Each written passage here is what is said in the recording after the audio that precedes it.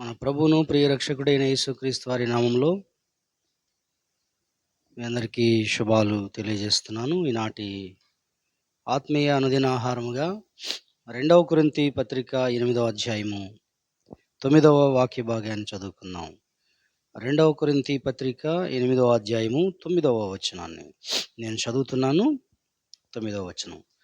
మీరు మన ప్రభు అయిన యేసుక్రీస్తు కృపను ఎరుగుదురు గదా. ఆయన ధనవంతుడైయుండియు మీరు తన దారిద్ర్యము వలన ధనవంతులు కావలెనని మీ నిమిత్తము దరిద్రుడాయను. చదువుకున్నటువంటి ఈ లేఖన భాగంలో మన ప్రభు అయిన యేసుక్రీస్తు వారు మన దారిద్ర్యము అనేటువంటి శాపాన్ని పోగొట్టి మనల్ని ఆశీర్వదించుటకు, మనల్ని పరలోకమునకు చేర్చుటకు, మన మీద మరి రుణముగా ఉన్నటువంటి పాపమును, మన మీద ఉన్నటువంటి శాపమును ఎత్తివేయడానికి, కొట్టివేయడానికి పరలోకమును, ఐశ్వర్యవంతుడు, సమస్తానికి సృష్టికర్త, మరి సర్వాధికారి అయినటువంటి ప్రభు పరలోకాన్ని విడిచిపెట్టి ఆయన భూమి మీదకి 2000 సంవత్సరాల నాడు దిగి వచ్చాడు. ఆయన దిగి వచ్చేటప్పుడు తనను తాను రిక్తుడిగా చేసుకున్నాడు. ఆయన తనను తాను ఏమీ లేనివాడిగా ఖాళీగా చేసుకున్నాడు. ఎందుకు అని మనం ప్రశ్నించినట్లయితే మన నిమిత్తమే దరిద్రుడు అయ్యాడని మనము ఈ వాక్య భాగాన్ని బట్టి అర్థం చేసుకోవచ్చు. ఎందుకు ఆయన దరిద్రుడుగా ఆనాడు ఆ పశువుల శాలలో, పశువుల తొట్టిలో ఎందుకు పరుండబెట్టబడ్డాడు? ఎందుకు ఆయన అలాంటి దరిద్రుడిగా ఆయన పుట్టాల్సి వచ్చింది అని మనం ఒకసారి ఆ లేఖన భాగాన్ని గుర్తు చేసుకుంటే అపోస్తలుడైన పౌలు ఆయన రిక్తుడిగా చేసుకోవడం వెనక ఒక ఉద్దేశాన్ని రాస్తున్నాడు. ఆయన తనను తాను దరిద్రుడిగా ఆయన ఈ లోకంలో పుట్టడానికి కారణం చెప్తున్నాడు. ఆయన ఏమిటి అని అంటే మన నిమిత్తము, నీ నిమిత్తము, నా నిమిత్తము దారిద్ర్యపు శాపాన్ని పోగొట్టి ఆయన మనల్ని ఈ లోకంలో సమృద్ధిగా, ఈ లోకంలో పరలోకంలో నిత్య జీవాన్ని ఇవ్వడానికి, సమృద్ధి వైపు నడిపించటానికి, ఆశీర్వాదం వైపు నడిపించటానికి, దుష్టత్వము నుండి మేలు చేసి, దుష్టత్వము నుండి మళ్ళించి మేలు చేయుటకే ఆయన మరి దరిద్రుడిగా జన్మించాడు అనేటువంటి సత్యాన్ని అపోస్తలుడైనటువంటి పౌలు ఇక్కడ రాస్తూ ఉన్నాడు. ఈ రోజున అనేక మంది దేవుని బిడ్డలు కూడా దరిద్రులుగాను, లేమితో, పేదరికంతో, ఆకలితో అలమటిస్తూ ఉండడం మనం చూస్తున్నాం. కానీ అలా బ్రతకటం ఆయన చిత్తం కాదు. ఎందుకు అనంటే ఆనాడు 5 రొట్టెలు 2 చిన్న చేపలు 5,000 మందికి పంచే సమయంలో అప్పటికి వారు 3 దినములు ప్రభుతో కూడా ఉన్నారు. అరణ్యములో ఎక్కడా సొమ్మసిల్లిపోతారోనని వారి ఆకలిని పట్టించుకుని వారికి 5 రొట్టెలు 2 చిన్ని చేపలు పంచిన ప్రభువు నీవు నేను పేదరికంలో, దారిద్ర్యతలో బ్రతకడం ఆయన సంతోషిస్తాడా? ఆయన ఉద్దేశం అది కానే కాదు. కనుక ఈ వాక్యంలో మనం గమనించినట్లయితే ఆయన ఎందుకు దరిద్రుడయ్యాడో చాలా స్పష్టంగా మనం చూస్తున్నాం. అనేక రీతులుగా మనము ఈరోజు దారిద్ర్యపు శాపాన్ని అనుభవిస్తున్నాం. కానీ యేసుప్రభుని ఎరిగినాక కూడా, యేసుప్రభుని రక్షకుడిగా స్వీకరించినాక కూడా ఆయన యందు ఉండి బాప్టిజం తీసుకుని ఆయనలో ఉంటూ కూడా ఇంకా మనం దారిద్రతలోనే, ఇంకా మనం అప్పుల ఊబిలో, ఆర్థికపరమైన ఇబ్బందుల్లో కొట్టుమిట్లాడుతూ ఉన్నాము. దీనికి కారణం దేవుడేనా? ప్రభుయేనా? ప్రభు మనల్ని ఆశీర్వదించలేదా? ప్రభు మనల్ని బ్లెస్ చేయలేదా అని మనం ఆలోచన చేసినట్లయితే అది ఆయన మనల్ని వాటన్నిటి నుంచి విడిపించడానికే వచ్చినప్పుడు నువ్వు ఆ పరిస్థితిలో ఉండడం ఆయనకి సంతోషమా? కానే కాదు. కానీ మనకేదో జరిగింది, మనం ఏదో మిస్ అవుతున్నాం. ఆయనైతే మనల్ని ఆశీర్వదించడానికి, మనల్ని దీవించడానికి, మన దారిద్ర్యపు శాపాన్ని పోగొట్టడానికి ఆయన వచ్చినప్పుడు మనం ఎందుకు అలా? కొన్నిసార్లు దైవవాక్యాన్ని బట్టి మనం గమనించినట్లయితే మనిషి దారిద్ర్యపు శాపాన్ని, దారిద్రతను, పేదరికాన్ని అనుభవించడానికి కొన్ని కారణాలు ఉన్నాయి. చాలా కారణాలు ఉన్నాయి. కానీ వాటిల్లో ఒకటి, ఒక మనిషి దేవుని ఎరగకపోవడం. ఇది ప్రారంభపు స్థితి. మనిషి దేవుని ఎరగకపోవడం, దేవుని గురించి తెలుసుకోకపోవడం, పాపంలో బ్రతకటం. దాన్ని బట్టి వారు శాపాన్నైనా అనుభవిస్తారు, లేకపోతే వాళ్ళ జీవితాల్లో అనేకమైన పరిస్థితులనైనా ఎదుర్కొంటారు. రెండవది, ప్రకృతి వైపరీత్యాల వల్ల కొందరు దరిద్రులుగా మారిపోతారు. పేద స్థితిలోకి వెళ్తుంటారు. కొన్ని సామెతలు గూడా మనం వింటాం. ఓడలు బళ్ళవుతాయి, బళ్ళు ఓడలవుతాయి అనేటువంటి ఒక సామెత ఉంటది. అట్లాగనే చాలా గొప్పవాళ్ళుగా ఉన్నవాళ్ళు గూడా ప్రకృతి వైపరీత్యాల వల్ల, భూకంపాల వల్ల, తుఫాన్ల వల్ల, లేకపోతే అనేకమైన పరిస్థితులు, నేచురల్ కాలమిటీస్ వల్ల మానవాళి పేదరికంలోకి వెళ్ళి దారిద్ర్యాన్ని అనుభవిస్తూ చాలా దేశాలు కూడా అలాంటి పరిస్థితుల్లో మనం చూస్తాం. ఇవి 2 అయితే మూడవది కొందరు జీవితాల్లో పేదరికాన్ని, దారిద్ర్యతను అనుభవించడానికి మరో కారణం ఏంటంటే, పని చేయనటువంటి మనస్సు. పని చేయనటువంటి మనస్సు. Not work mind. ఆ వర్క్ మైండ్ లేనటువంటి పరిస్థితి. పని పాట లేక వ్యర్థులుగా తిరగడం, తిండిబోతులుగా, త్రాగుబోతులుగా, దుర్వ్యసనాలతో బ్రతకటం వల్ల పేదరికాన్ని అనుభవిస్తూ ఉంటారు. మరి క్రీస్తులోనికి వచ్చిన తర్వాత, యేసుక్రీస్తుని విశ్వసించిన తర్వాత ఇవన్నీ మానాలి గదా! ఈ దుర్వ్యసనాలన్నిటిని కూడా విడిచిపెట్టాలి గదా! చాలా జాగ్రత్తగా బ్రతకాలి గదా! కాబట్టి కొందరు పని చేయనటువంటి మనస్సు వల్ల, కష్టపడి పని చేయని మనస్సు వల్ల, వాక్యం ఏం సెలవిస్తుందంటే, క్రీస్తులోనికి వచ్చిన తర్వాత ఒకడు పని చేయకపోతే భోజనం చేయొద్దని ఒక ఆజ్ఞ ఉంది. తెస్సలోనిక పత్రికలో అపోస్తలుడైన పౌలు రాస్తాడు. ఆనాడు తెస్సలోనిక సంఘం వారు పని చేయకుండా వారు నిష్ప్రయోజనంగా బతుకుతుంటే వాళ్ళని గద్దించాడు ఆయన. మీలో ఎవడైనా పని చేయకుండా భోజనం చేయొద్దు అని వాళ్ళని గద్దించడం జరిగింది. కాబట్టి మనము పని చేయకపోతే దరిద్రులమవుతాం. పని చేయని మనసుంటే, నిష్ప్రయోజనంగా, వ్యర్థులంగా బ్రతికితే తప్పనిసరిగా మనం దారిద్రతని అనుభవిస్తాం. పేదరికాన్ని అనుభవిస్తాం. సామెతలు 13:11 అంటాడు, కష్టం చేసి కూర్చుకునేవాడు తన ఆస్తిని వృద్ధి చేసుకుంటాడు అని. మనం చూస్తున్నాము దేవుని వాక్యంలో గమనించినట్లయితే, ఎందుకు దరిద్రులుగా మారుతారు అంటే, దేవుని ఎరుగక పాపములో జీవించటం మొదటిది. రెండవది, ఈ లోకంలో దారిద్ర్యతకు, పేదరికానికి అనేక కారణాల్లో ఒక కారణం ఏంటంటే ప్రకృతి వైపరీత్యాలు. మూడవది ఏంటంటే పని చేయని మనస్సు. దేవుని ఎరిగి ప్రభువులో కొనసాగుతూ ఆయన యందు విశ్వాసంతో బ్రతుకుతూ దేవుడు మమ్మల్ని ఆశీర్వదిస్తాడు, దేవుడు మమ్మల్ని బ్లెస్ చేస్తాడు అని విశ్వాసంతో చెప్పుకుంటున్నటువంటి మనం కూడా కొన్నిసార్లు అప్పులు సమస్యల్లో చిక్కుకుపోతూ ఉన్నాం. కారణం ఏంటి అని మనం ఒక్కసారి ఆలోచన చేస్తే, ఎందుకు ఇలా దేవుణ్ణి ఎరిగి ప్రభువులో కొనసాగుతూ ఆయన ఆశీర్వాదాన్ని ఎందుకు పొందలేకపోతున్నాం? ఎందుకు మనం ఇంకా అలాగనే ఉంటున్నాం అంటే, నాలుగోది ప్రణాళిక లేని జీవితం. ఒక ప్లాన్ లేనటువంటి లైఫ్. ఒక సరి అయినటువంటి క్రమశిక్షణ లేని, ఒక ప్రణాళిక లేని జీవితం. లూకాసు వార్త 14వ అధ్యాయం 28లో అక్కడ అంటాడు. లూకాసు వార్త 14వ అధ్యాయం 28వ వచనంలో మనం చూస్తే, మీలో ఎవడైనను ఒక గోపురము కట్టింప గోరిన ఎడల దానిని కొనసాగించుటకు కావలసినది తన యొద్ద ఉన్నదో లేదో అని కూర్చుండి తగులుబడి మొదట లెక్క చూచుకొనడా. చూచుకొనని ఎడల అతడు దాని పునాది వేసి, ఒకవేళ దాన్ని కొనసాగింపలేకపోయినందున చూచువారందరూ ఈ మనుషుడు కట్ట మొదలు పెట్టాను గాని కొనసాగింపలేకపోయినని అతన్ని చూచి ఎగతాళి చేయ సాగుదురు. ఈ వాక్యంలో మనం చూస్తే ఒక ప్రణాళిక లేని జీవితాన్ని గురించి చెప్తున్నాడు.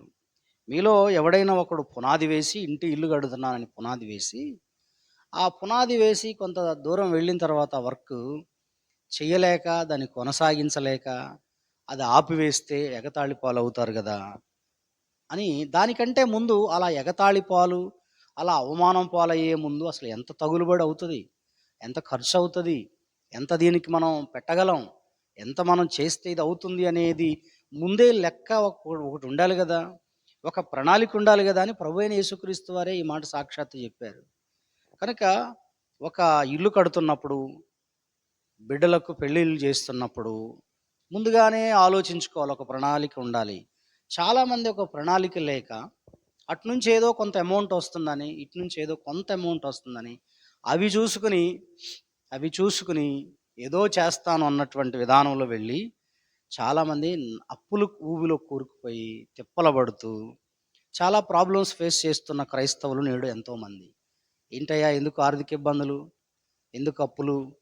ఎందుకు అప్పులయ్యావు నీవు? దేవుని ఎరిగి, ఎందుకు యేసు ప్రభువుని నమ్ముకుని, బాప్టిజం తీసుకొని క్రీస్తులోకొచ్చి అప్పులవ్వడం ఏంటి నీకసలు? సరే అప్పులవుతాయి ఓకే. అప్పులు చేయొచ్చు. నీ స్తోమతను బట్టి, ఆర్థిక స్థితిని బట్టి, పరిస్థితులను బట్టి చేశావు. ఒక ప్రణాళిక ఉండాలి గదా! అని దేవుని వాక్యం సెలవిస్తా ఉంది. మాట్లాడుతుంది దేవుని వాక్యం. తర్వాత నువ్వే కదా నవ్వుల పాలయ్యేది. నీవే కదా అందులోకి దిగజారిపోయేది. ఒక క్రైస్తవుడిగా, దేవుని బిడ్డగా ఇలా ఉండుట నీకు తగునా? కాదు గదా! దేవుడు మాట్లాడుతున్నాడు. అది చాలా చక్కగా ఆ వాక్యాన్ని మీరు మరలా, మరలా రిపీట్ చేసుకోండి. ఎందుకు మనం మరి దేవుడేమో నేను మీ నిమిత్తమే దరిద్రుడినయ్యాను. ప్రభు అంటున్నాడు నీ నిమిత్తమే నేను మరి నీ దారిద్ర్యపు శాపాన్ని పోగొట్టడానికే నేను వచ్చానని. ప్రభు అంటున్నప్పుడు ఆయన బిడ్డలమైన మనం లోకాన్ని తీసి పక్కన పెట్టి మన వైపు మనం చూసుకున్నప్పుడు ఆయన బిడ్డలమైన మనం అప్పుల్లో చిక్కుకుపోవడానికి గల కారణం ఏంటి? ప్రణాళిక లేని జీవితం కాదా? మరి మనలో అది ఎంత ఒక ఒక ప్లాన్, ఒక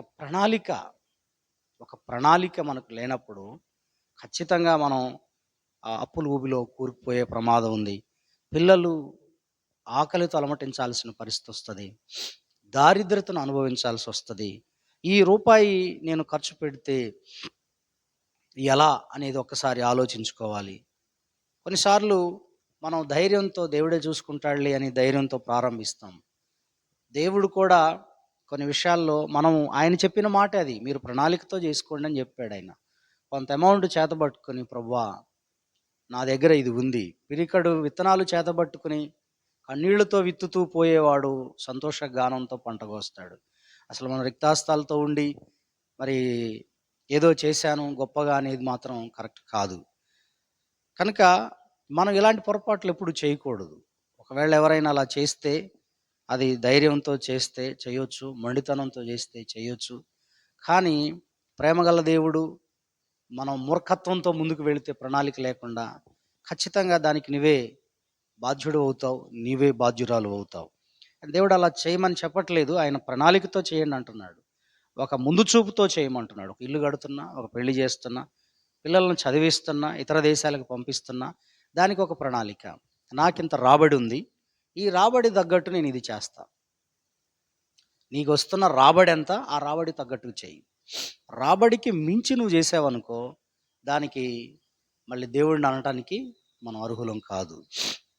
నీ జీతం ఎంత? నీ రాబడి ఎంత అని ఆలోచించుకోవాలి కదా! ఆలోచించుకోకుండా మనం మన దగ్గర డబ్బెంత ఉంది ఇవన్నీ ఏం ఆలోచించకుండానే కొన్నిసార్లు పరిగెత్తుతూ ఉంటాం. క్రైస్తవులుగా మనకు ప్రణాళిక లేని జీవితం ఉంటే, ముందు చూపు లేని జీవితం ఉంటే తప్పనిసరిగా నువ్వు దారిద్రతను అనుభవిస్తావు. తప్పనిసరిగా నీ జీవితంలో అప్పుల పాలవుతావు. అలాంటి సిచ్యువేషన్‌లోకి వెళ్ళకుండా దేవుడు చెప్తున్నాడు. నా బిడ్డలారా మిమ్మల్ని నేను దీవించటానికే వచ్చాను. మీ దారిద్ర్యపు శాపాన్ని పోగొట్టడానికే వచ్చాను. కానీ ప్రణాళిక కలిగి బ్రతకండి. ముందు చూపు కలిగి బ్రతకండి అని ఆయన మాట్లాడుతున్న మాటలు ఈ రోజున చాలామంది తన సంపాదన కంటే ఎక్కువ ఖర్చు చేస్తారు. వచ్చే సంపాదన కంటే ఎక్కువ ఖర్చు పెట్టేది ఎక్కువ ఖర్చు పెట్టడం, ఎక్కువ ఖర్చు పెట్టి అప్పుల పాలవ్వడం. కొందరు డబ్బుని వృధాగా నీటిప్రాయంలాగా మంచినీళ్ళను గనక ఖర్చు పెట్టినట్లుగా, తాగేసినట్లుగా, బకెట్లలో నీళ్లను గనక పడబోసినట్లుగా చాలా పద్ధతి లేకుండా ఖర్చు పెడతారు. జొమాటోలని, స్విగ్గీలని, బట్టల కోసం, ఆహారం కోసం చాలా దూబరాగా, చాలా వేస్ట్‌గా వీళ్ళకు పొదుపు తెలీదు, పిల్లలకి పొదుపు నేర్పరు. వాళ్ళు పొదుపు చేయరు, పిల్లలకి పొదుపు నేర్పరు. పొదుపు అనేది కూడా సేవింగ్స్ అనేది కూడా మనకి అవసరం. సేవింగ్స్ లేకపోతే, పొదుపు చేయకపోతే కొంత పొదుపు చెబుతా అంటే పిసనిగొట్టుగా నువ్వు ఉండొద్దు. పిసినారితనం కూడా పెద్ద పాపమే అది కూడాను. నీ పిల్లలకు పెట్టకుండా, నువ్వు తినకుండా మరీ దాచుకుని, దాచుకుని చేసినా ఒక రోజున అవి కూడా మంచిది కాదు. కానీ దానికి ఒక లిమిటెన్స్‌లో దాన్ని ఎలా చేయగలగాలో జ్ఞానయుక్తంగా చెయ్యండి. పొదుపు కూడా మీకు అవసరము. పొదుపు కూడా చేయాలి. పిల్లల పెళ్ళిళ్ళు, ఆడపిల్లలున్న తల్లిదండ్రులు ఎలా పొదుపు చేయాలి? ఎంతవరకు ఖర్చు పెట్టాలి? ఏం చేయాలి? పెళ్ళిళ్ళకి ఎంత ఖర్చు పెట్టాలి? చదువులకి ఎంత ఖర్చు పెట్టాలి? ఇవన్నీ ఏమిటి? ఒక ప్రణాళిక లేకపోతే కష్టం గదా! కొందరు అనవసరమైన వ్యాపారాల్లో పోతారు. అనవసరమైన వ్యాపారాలు చేసి అప్పులు పాలైన విశ్వాసులు బోలెడంత మందిని మనం సమాజంలో చూస్తూ ఉన్నాం. మరికొందరు గొప్పల కోసం, అవతలవాడికి కారు ఉంది కాబట్టి నాకు కూడా కారు కావాలి, అవతలవాడికి ఫ్రిడ్జ్ ఉంది కాబట్టి నాకు కూడా ఫ్రిడ్జ్ కావాలి. మనకు ఆ స్తోమత లేదు, మనకు ఆ సిచ్యువేషన్ లేదు, ఏం పర్వాలేదు, నేను ఎవరు ఏం అనుకోరు, ఎవరి కోసమో నా పరువు పోతుందేమో, నేను ఇలా చేయకపోతే, ఈ ఫంక్షన్ చేయకపోతే నా పరువు పోద్దేమో, బంధువుల్లో ఈ కార్యం చేయకపోతే నా పరువు పోతుందేమో, నా ఘనత పోతుందేమో అనుకుంటే నువ్వు అప్పుల పాలవుతావు, నీ పిల్లలు తిప్పలు పడతారు, మళ్ళీ నీవు ఇబ్బందులకు లోనవుతావు. కాబట్టి ఇదంతా కూడా మన విలాసవంతమైన జీవితంతో జీవిస్తూ డబ్బులన్నీ ఖర్చు పెట్టి మళ్ళీ దేవుడి దగ్గరకు వచ్చి, దేవుడా నా జీవితం ఇలాగుందయ్యా, నన్ను లేపయ్యా, నన్ను కరుణించయ్యా అని అంటే మనలో ఉన్న బుద్ధిహీనతను మార్చుకోలేకపోయాం. మనలో ముందు చూపు లేదు, ప్రణాళిక లేదు. ఆయన చెప్తున్నాడు ప్రణాళిక. ఈ రోజున లోకంలో ఉన్నటువంటి దేవుని ఎరగని ప్రజలు ఎంతోమంది, వాళ్ళు ఎంతో ప్రీ ప్లాన్డ్గా చేసుకుంటున్న ప్రతిదీ కూడా. లోకంలో ఉన్న వ్యక్తులు, దేవుని ఎరగని ప్రజలు, వాళ్ళకు ఒక ప్లాన్ ఉంది, వాళ్ళు చేసే ప్రతిదీ ఒక ప్రణాళిక ఉంది. ఒక గవర్నమెంట్ ఒక ప్రణాళికతో చేస్తుంది ఏది చేసినా. పంచవర్ష ప్రణాళికలు అంటారు. అట్లాంటి ప్రణాళికలతో వాళ్ళు ప్రాజెక్టులు నిర్మాణం చేస్తూ ఉంటే, దేవుని ప్రజలమైన మనకి ఈ ప్రాజెక్టు, ఈ సంవత్సరం ప్రభువా నేను ఇది చేయాలనుకుంటున్నాను, ప్రభువా ఇదిగో నా బిడ్డల విషయంలో ఈ టాస్క్ నా ముందుంది, ఈ టార్గెట్ నా ముందుంది, ప్రభువా నాకు సహాయం చేయ్యా అని ప్రార్థన చేసుకోవాల్సిన అవసరం ఉంది కదా. ఒక రూపాయిని ఖర్చు పెట్టేటటువంటి పరిస్థితుల్లో నీకు వచ్చేది ఒక 30,000 40,000, ఒక 50,000 వస్తున్నాయి అనుకోండి, దానికి ఒక పద్ధతి ఉండాలి కదా. ఇంత తినడానికి ఎంత ఖర్చు, ఇంట్లో సరుకులకి ఎంత ఖర్చు, ఇంటి రెంట్లకి ఎంత ఖర్చు, అవన్నీ పోను దేవునికి ఏమి ఇవ్వాలి మొదటిగా ఇచ్చి, దేవునికి మొదటిగా ఏమి ఇవ్వాలో అది ఆయనకి ఇచ్చి, తర్వాత ఇవన్నీ ఖర్చు పెట్టుకుని కొంత సేవింగ్స్ అనేది లేకుండా జీవించడం ఏదైతే ఉందో అది నీ యొక్క బుద్ధిహీనతకు సంబంధించింది. ప్రణాళిక లేని జీవితం, దానివల్ల అప్పుల్లో చిక్కుకుపోతారు, దారిద్రతలో చిక్కుకుపోతారు. కనుక ఈరోజు 4 విషయాలు నేను మీతో మాట్లాడుతూ, దేవుడు మాట్లాడుతున్న మాటలు. ఒకటి, ఎందుకు మనిషి అప్పుల పాలవుతాడంటే ఈ లోకంలో దేవుని ఎరగక, రక్షణ మారు మనసు లేక, శాపంలో బ్రతకటాన్ని బట్టి వాళ్ళు అలాంటి దారిద్ర్యాన్ని అనుభవించడం జరుగుతుంది. రెండవది, మనుషులు ఎందుకు, దేశాలు, ప్రపంచం కొన్నిసార్లు అప్పుల్లో కూరుకుపోతాయి అంటే వైపరీత్యాలు, ప్రకృతి వైపరీత్యాలు. మూడవది, లోకంలో మనుషుల్లో, దేవుని ప్రజల్లో కూడా చాలామంది సోమరులు ఉంటారండి, చాలామంది పనిచేయని వాళ్ళు ఉంటారు. దేవుని ప్రజల్లో కూడా, యేసుప్రభు నమ్మిన వాళ్ళలో కూడా చాలామంది పనిచేయని వాళ్ళు ఉన్నారు. కాబట్టి దానివల్ల మనం మరి దారిద్రతలోనికి, అప్పుల్లోనికి వెళ్తాం. అప్పుడు దేవుడు ఏం చెప్పాడు, నేను మీ శాపాన్ని కొట్టేస్తాను, మిమ్మల్ని ఆశీర్వదిస్తానన్న మాటకు దీనికి పొసగని పరిస్థితి అవుతుంది. ఎక్కడ జరుగుతుందంటే ఇక్కడే. నాలుగవది, ప్రణాళిక లేని జీవితం. ప్రణాళిక లేని జీవితం ఇది ఉన్నప్పుడు మనం కంపల్సరిగా ప్రణాళిక ఉంటే, ప్లాన్ ఉంటే, ఒక ముందు చూపు ఉంటే ఖచ్చితంగా దీవించబడతాం. మనకు యోసేపును మనం చూస్తాం కదా. యోసేపుకు ముందు చూపు ఉంది. రాబోయే 7 సంవత్సరాల కరువు కాలంలో ఆయన ఆహారాన్ని గోదాముల్లో దాచిపెట్టాడు, ధాన్యాన్ని దాచుకున్నాడు ముందుగా, రాబోయేటువంటి కరువును తప్పించుకోవడానికి. ఆయనకి ఎంత ముందు చూపు చూడండి. ఈ రోజున మనకు ముందు చూపు లేదండి, ముందు చూపు లేదు, ఒక ప్రణాళిక లేదు. కనుక ఈ ఉదయకాల సమయంలో ఎలా ఉంది నీ విశ్వాస జీవితం, నీ యొక్క ఆత్మీయ జీవితం? దేవుడైతే ఒక్క మాట చెప్తూ ఉన్నాడు ఈరోజు ఉదయం, మీరు తన దారిద్ర్యము వలన ధనవంతులు కావాలనని మీ నిమిత్తం ఆయన దరిద్రుడయ్యాడు. ఇక్కడ ఆయన చెప్తున్నది ఏదంటే, నేను మిమ్మల్ని ఆశీర్వదించేశాను, నా పిల్లలైన మీరు, నా యందు విశ్వాసం ఉంచిన మీరు, నేను మిమ్మలను దారిద్రపు శాపము నుంచి మిమ్మల్ని విడిపించాను. మీరు వాటిల్లో నుంచి ఉండాల్సిన అవసరం లేదు, కానీ ఉంటున్నాము అని అంటే అలాంటి పరిస్థితుల్లోకి ఆయన ఎరిగి చక్కగా డబ్బు ఇచ్చి, దేవుడు మంచి ఉద్యోగం ఇచ్చి, మంచి వ్యాపారాలు ఇచ్చి, అన్నీ చేసిన తర్వాత కొందరు విశ్వాసులు అప్పులు పాలయ్యారు, ఆర్థికపరమైన ఇబ్బందులకు పోయారు, తినటానికే తిండి లేని పరిస్థితి, చాలా విపత్తుల్లోకి వెళ్ళిపోయారు. ఏంటి దీనికి అని మనం ఆలోచన చేసినప్పుడు, చివరిగా ప్రణాళిక లేని జీవితం, ముందు చూపు లేని జీవితం, దూబరా చేసినటువంటి పరిస్థితి, ఒక పద్ధతి లేని కుటుంబాన్ని నడిపించుకునే విషయంలో ఒక భార్య విఫలం అవ్వడం, భర్త కష్టపడి తీసుకొస్తుంటే భార్య వేస్ట్ చేయడం, భార్య మంచిగా సో, సేవింగ్స్ చేస్తుంటే భర్త దూబరా ఖర్చు పెట్టడం. ఇట్లాంటివన్నీ ఎన్నో మనం వాటిని తీసుకుంటే బోలెడన్ని మాటలు మాట్లాడొచ్చు గానీ ఉదయ కాలంలో ఆయన అంటున్నాడు ఈరోజు, నీ దారిద్ర్యం. సరే ప్రభువా! మరి అయిపోయింది, మేమేదో చేశాము, పొరపాటు చేశామయ్యా నిజమే. ముందు చూపు లేదయ్యా నాకు. నన్ను క్షమించవా అని ఇప్పుడైనా మనం ప్రార్థన చేసుకోవాలి. మళ్ళీ ఈ ఒక్కసారికి నాకు అవకాశం ఇయ్యయ్యా. ఈ దారిద్రపు స్థితి నుంచి మేము బయటపడాలి. ఈ శాపం నుంచి మేము బయటకు రావాలి. మాకు తెలియకనే చేశాము. మాకు ఆనాడు బోధించేవారు లేకనే మా జీవితాలు వ్యర్థపరుచుకున్నామయ్యా. నాకు సహాయం చేయవా అని ఇప్పుడైనా మనం ప్రార్థన చేయగలిగితే, ఇప్పుడైనా ఆ విషయమై దేవుని పాదాలు పట్టుకుంటే, తప్పనిసరిగా దేవుడు నిన్ను, నన్ను, మనందరినీ ఆయన విడిపిస్తాడు. ఇటు శాపం ఆయన మన మీద ఉంచడు. అటువంటి స్థితిలో మనం ఉండం. ఎందుకంటే ఆయన అంటాడు, సింహ పిల్లలు లేమిగలవై ఆకలిగా ఉంటాయి. యెహోవా యందు భయభక్తులు ఉంచు వారికి ఏమియు, ఏ మేలుయు కొదువై ఉండదు. ఏ మేలు కొదువై ఉండదు. ఆయన కొదువ చేయడు. ఆయన వైపు చూద్దాం. దేవుడు ఈ మాటలు దీవించును గాక. ఆమేన్. ప్రార్థన చేసుకుందాం. తలలో వంచినట్లయితే. పరిశుద్ధుడవైన మా తండ్రి, మమ్మలను మిక్కిలిగా ప్రేమించిన మా గొప్ప దేవ, జీవము గల తండ్రివి, ప్రేమ గల తండ్రివి, సకల ఆశీర్వాదములకు కారణభూతుడివైన తండ్రివి నాయన నీవు. మా మంచి దేవుడు, అందరికీ ఉపకారివైన దేవుడు అయ్యా. అయ్యా, ఈ లోకానికి నీ కుమారుడు ప్రభువైన యేసుక్రీస్తు వారిని పంపారు. కారణం ఏంటంటే మానవాళి పాపములో, శాపములో మగ్గుతున్నప్పుడు, దారిద్రతలో, తినడానికి తిండి లేక, ఆహారం లేక, కట్టుకోవడానికి వస్త్రాలు లేక, దారిద్ర్యం అనే శాపాన్ని అటు మానసికంగాను, ఆత్మీయంగాను, శారీరకంగాను మనిషి దారిద్రతను అనుభవిస్తున్నటువంటి పరిస్థితుల్లో పరలోకాన్ని విడిచిపెట్టి మీరు ఈ లోకానికి వచ్చారు ప్రభువా. వచ్చేటప్పుడు మిమ్మల్ని మీరు రిక్తులుగా చేసుకుని వచ్చారు. ఎందుకంటే మావలే నీవు కూడా దరిద్రుడిగానే ఈ లోకంలో జీవించావు. కారణం ఏంటంటే ఆ దారిద్రపు ముళ్ళును విరిచివేయడానికి ప్రభువా, దారిద్రపు శాపాన్ని విరగొట్టడానికి అయ్యా మమ్మల్ని ఆశీర్వదించి పరలోకానికి తీసుకుని వెళ్ళుటకే మాకు ఎంత గొప్ప కృపను చూపారయ్యా. మీ కృప గొప్పది నాయన, మీకు స్తోత్రాలు చెల్లిస్తున్నాం. ఈ కృపను మేము ఎవ్వరూ నాయన వృధా చేసుకునే వాళ్ళంగా ఉండక ప్రభువా, ఇదిగో నిజమే కొన్నిసార్లు మా జీవితాల్లో నాయన అనేక కారణాలను బట్టి మేము దరిద్రతలోనికి వచ్చాము, పేదరికంలోకి వెళ్ళాము. కొన్నిసార్లు మీరు మాకున్న కొన్ని అక్కర్లు తీర్చే విధంగా మా జీవితాలను మెరుగుగా ఉంచారు.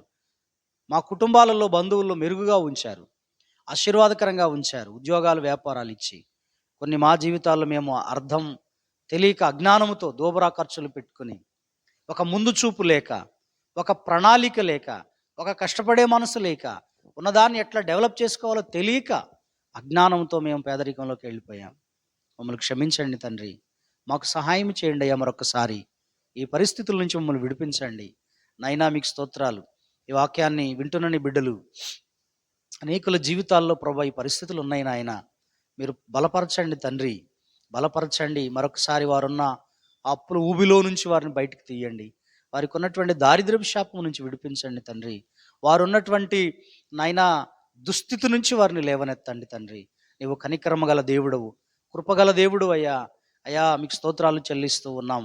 వారు ఆకలితో వారు ఇంటికి వెళ్ళడం మనస్సు లేక మీరు 5 రొట్టెలు 2 చిన్ని చేపలు 5,000 మందికి పంచిపెట్టిన ప్రేమామూర్తివి ప్రభువా. ఇంత ప్రేమగల నీవు మమ్మల్ని ఎన్నడూ విడిచిపెట్టవు అయ్యా. ఈ లోకం అశాశ్వతమైందే కానీ ఒకనాడు మమ్మల్ని పరలోకానికి చేర్చే రోజు ఉంది. కానీ ఈ రోజున ఈ ఈ ఈ ఇక్కడ ఉండగానే మేము నీ నామాన్ని మహిమపరచాలి. మేమే ఇతరులకు సహాయం చేయాలి. ఈ సమాజానికి మేము అనేకులకు చేసేవాళ్ళంగా ఉండాలి. అలాంటిది మేమే ప్రభువా అప్పులు చేస్తూ తిప్పలు పడుతూ నీ నామాన్ని మేము గణపరచలేకపోతున్నామయ్యా. మమ్మల్ని క్షమించి సహాయం చేయవా ప్రభువా. ఇలాంటి ఆర్థికపరమైన పరిస్థితుల్లో నుంచి మమ్మల్ని లేపండి. ప్రణాళిక కలిగి ఆ యోసేపు వలె ముందు చూపుతో బ్రతికే భాగ్యం మాకు ప్రసాదించి సమస్త మహిమ ఘనత ప్రభావాలు పొందుకోమని ఉదయ కాల వేళలో ఎత్తబడిన వాక్యం అందరి హృదయాల్లో ఫలించండి. ఈ దినమంతా మీరు మాతో కూడా ఉండండి. ఈ దినమంతా మమ్మల్ని బలపరచండి తండ్రి. మీ శక్తితో, మీ ఆత్మతో, కృపతో మమ్మల్ని నింపి నడిపించి మీరు మహిమ పొందుమని యేసుక్రీస్తు వారి నామములో ఈ ప్రార్థన సమర్పిస్తున్నాను తండ్రి. ఆమేన్.